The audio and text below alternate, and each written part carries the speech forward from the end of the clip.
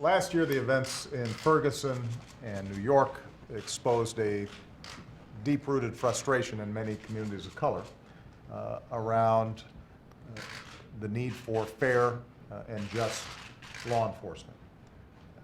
And so back in December, I announced a task force on 21st century policing, chaired by two outstanding leaders who are respected both in law enforcement and in civil rights circles.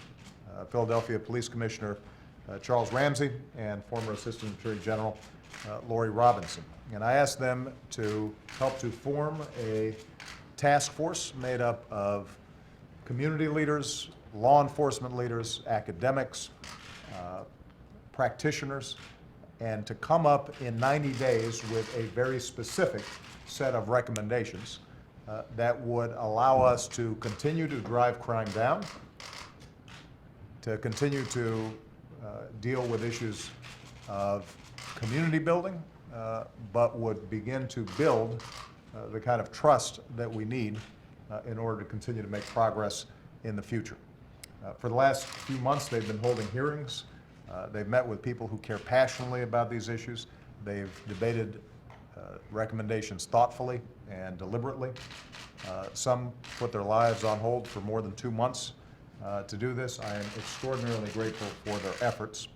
This morning, they presented to me their report, which will be available online for everybody to see. It offers pragmatic, common sense ideas based on input from criminal justice experts, community leaders, law enforcement, and civil liberties advocates. We are carefully reviewing all their recommendations, which include very specific recommendations, more general recommendations, everything from training issues to technology issues to approaches for interacting with schools, to how we get research and data. But I want to summarize just a few key points that were made so that people are very clear about the direction that we're going to be moving. Number one, I think uniformly the task force talked about the issue of legitimacy as being important not just for the communities but also for law enforcement officers.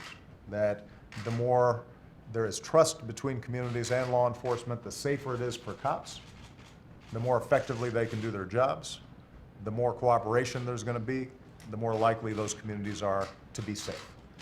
And so there is no theoretical separation between the interests of community and law enforcement. But obviously the devil's in the details, and we've got to figure out how to make that work. Number two, there was a great emphasis on the need to collect more data. Across this country, we've got 18,000 law enforcement jurisdictions.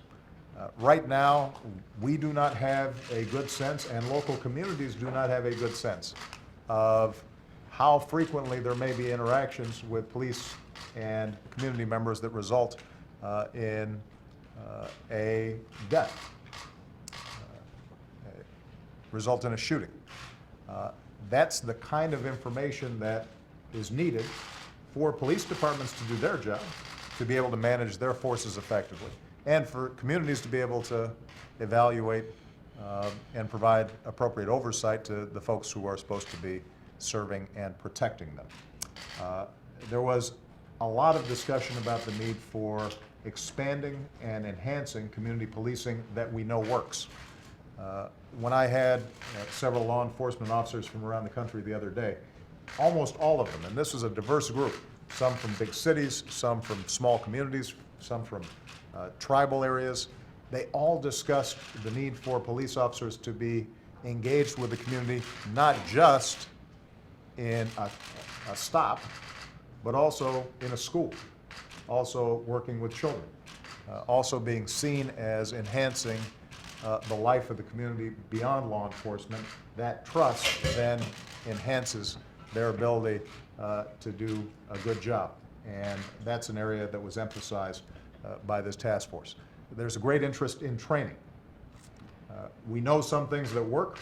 We need more information to find out how to take to scale best practices when it comes to training so that police officers are able to work in a way that reduces the possibilities of bias, that allows them to deal with what are very stressful situations. Oftentimes, the police officers have extraordinarily difficult jobs. They may be put in situations in which there's a lot of tension, and how do they deal with that appropriately? And how do they work with the community effectively to mitigate some of those challenges? There are going to be some controversial recommendations in here. For example, the need for independent investigations and independent or special prosecutors when there is a situation in which law enforcement has interacted with an individual that results in death. I'm going to give Lori some water right now because I think it's important. She's been working very hard, and Michelle has that same cough. But the importance of making sure that there's a sense of accountability when, in fact, law enforcement is involved in a deadly shooting is something that I think communities across the board are going to need to consider. There were some recommendations around prohibiting racial profiling. That's a step that we've already taken at the federal level. If you talk to the FBI, if you talk to our federal law enforcement, it may be challenging for them to change old practices, but they are confident that they're able to continue to do their job effectively. The same is going to be true at the local level, as long as it is an intentional policy coming from the top that is followed up with key metrics so that people know exactly what is going on. And then there are some discussions of technology. There's been a lot of talk about body cameras as a silver bullet or a solution. I think the task force concluded that there is a role for technology to play in building additional trust and accountability, but it's not a panacea, and that it has to be embedded in a broader change in culture and a legal framework that ensures that people's privacy is respected, and that not only police officers but the community themselves feel comfortable with how technologies are being used.